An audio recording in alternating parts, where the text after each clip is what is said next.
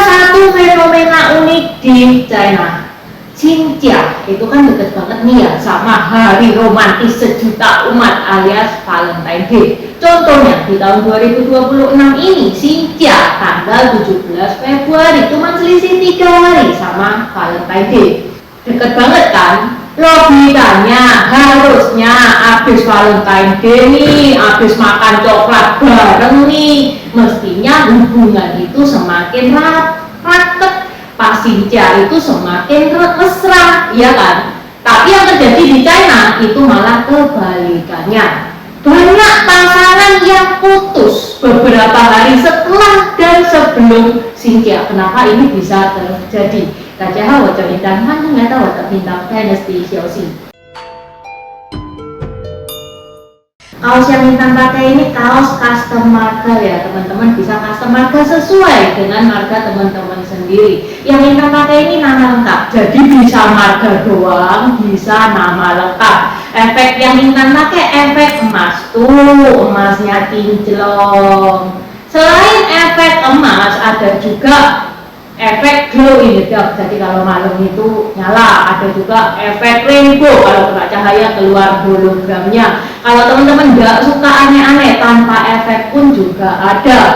Selain customer ada juga tokoh-tokoh Tiongkok seperti Hakim Pao, Kerasakti, Neja, Kaisar pertama Qin Shi Huang, tokoh Sangkok juga lengkap, mulai dari Guan Yu, juga yang Cao Zhelong, 5 Jenderal Macan.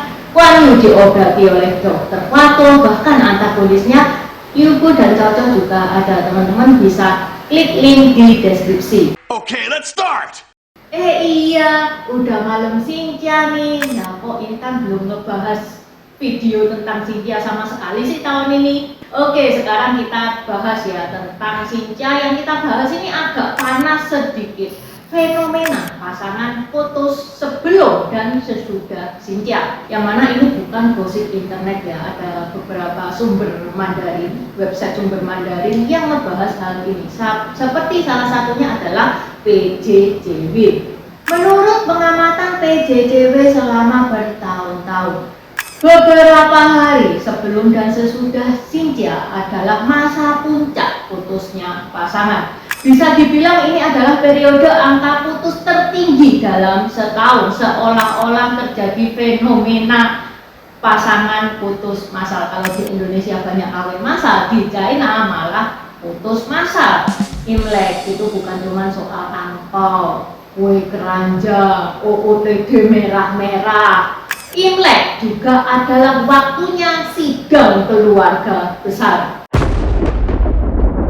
Jadi pas Imlek itu ada kegiatan makan bersama keluarga, duduk di meja melingkar. Dan di sini itu masalah semakin jelas. Ada ortu yang aktif banget tuh modenya. Biasanya nih anak cowok ngebawa calonnya untuk diperkenalkan sama keluarganya. Si cewek itu ditanyain sama si calon mertuanya, kamu kapan nikah? Tante itu ya di usiamu yang sudah punya anak 2. Sedangkan si cewek sendiri batin, anakmu aja kerjaan belum jelas, lah mbok pikir kawin sama anakmu, punya anak, nyekolah nih anak itu bayarnya pakai daun apa gimana?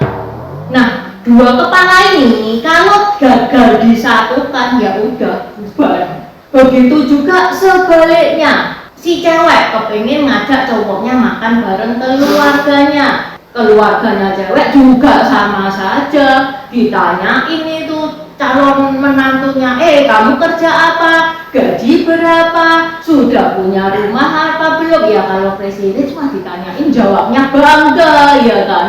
Lah kalau yang gaji pas-pasan bisa tersinggung ditanya ini. Sedangkan si cewek pun serasa kejepit di tengah-tengah, jadi diplomat gagal antara pacar dan orang tuanya. Ya lama-lama capek juga ya. Akhirnya mereka pun bubar, bukan karena nggak cinta, tapi karena terlalu banyak suara di hubungan mereka itu sendiri.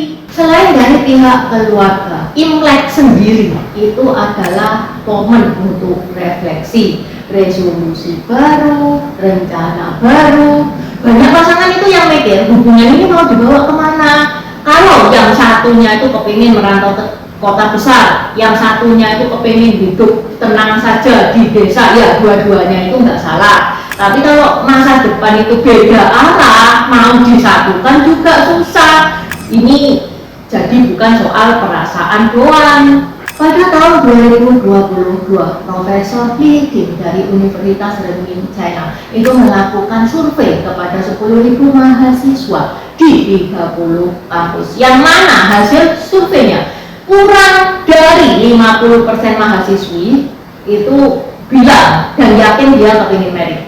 Sedangkan cowoknya hampir 75% bilang dia mau married, mau nikah. Yang mana ini beda jauh ya gapnya. Yang cewek itu hampir separuh, nggak mau married itu hampir separuh. Ditambah lagi China itu defisit cewek. Pada tahun 2023, Holland Research Institute itu juga survei ke 1.587 anak muda kelahiran 90 tahun 1990 ke atas. Yang mana dari surveinya itu 30% cewek nggak mau nikah, tapi pacaran mau. Cowok 14% nggak mau nikah. Ya perempuan makin kesini makin realistis ya. Kalau pasangannya belum mapan, dia nggak mau nikah dulu. Cowok pun juga kalau dia merasa dirinya belum mapan, ya udah nggak mau nikah dulu. Jadi kalau misalkan sekitaran Sinja tiba-tiba banyak pasangan putus, bukan karena mereka nggak cinta lagi, ya tapi karena Sinja itu banyak spotlight, banyak pertimbangannya, semua tekanan keluarga dinyalakan, semua pertanyaan tentang masa depan volumenya naik, hubungan retak sedikit, jelas. Jadi Imlek itu ajang reuni sekaligus ujian final. Kalau ngomongin nikah dan punya anak di China sekarang cuman ada satu kata, mahal.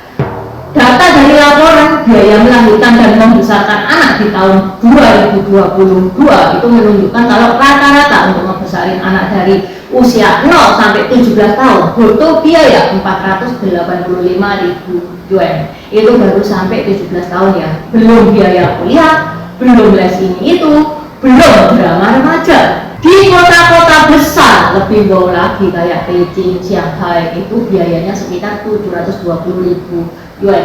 Jadi wajar ya kalau banyak anak muda sekarang itu mikir 2 kali untuk punya anak. Ini bukan soal lucu-lucuan, ini proyek jangka panjang plus cicilan emosi dan finansial. Menurut data sensus tahun 2020, di tahun 2010 rata-rata pasangan nikah itu usia 24 sampai 25 tahun. Tapi di tahun 2020 usia pasangan menikah itu rata-rata 28 sampai 29 tahun. Mereka itu kalau nikah itu sekarang pakai mikir, pakai nabung. Itu lama dimikirnya, lama dinabungnya. Ditambah lagi menurut laporan statistik perkembangan sipil tahun 2022, jumlah pasangan yang daftar nikah di tahun 2022 itu cuma 6,8 juta pasangan. Ini angka terendah dalam 43 tahun terakhir. Padahal 1 tahun sebelumnya, yaitu tahun 2021 itu tembus 10 juta pasangan. Dari pasangan yang nikah itu juga disurvei lagi. Pada tahun 2019 pasangan yang nggak pengen punya anak nih ya, itu cuma 4,9%. Meanwhile, di tahun 2021, pasangan yang nggak pengen punya anak itu 9,5%, dan angka ini diperkirakan terus naik. Kenapa? Karena realita berumah tangga itu tidak seindah dramanya Walt Disney. Ekspektasi hidup tinggi, tekanan keluarga berat, ekspektasi keluarga juga tinggi. Jadi kalau ada yang tanya kenapa anak muda sekarang itu males nikah, ya bukan karena mereka nggak kepingin bahagia ya, karena mereka lagi hitung-hitungan sambil mikir panjang. Kalau kalian gimana guys? Pernah nggak kalian itu putus beberapa hari sebelum dan sesudah Sinja? Tulis komen di bawah ya. Fungsi Facai buat teman-teman. Semoga di tahun kuda ini teman-teman banyak rezekinya. Sampai di sini dulu bahasan Intan hari ini. Saya jadi Kuantan Cajen. Terima kasih udah nonton channel ini sampai habis. Dukung aku terus berkarya dengan klik subscribe dan bunyikan lonceng di bawah ya guys.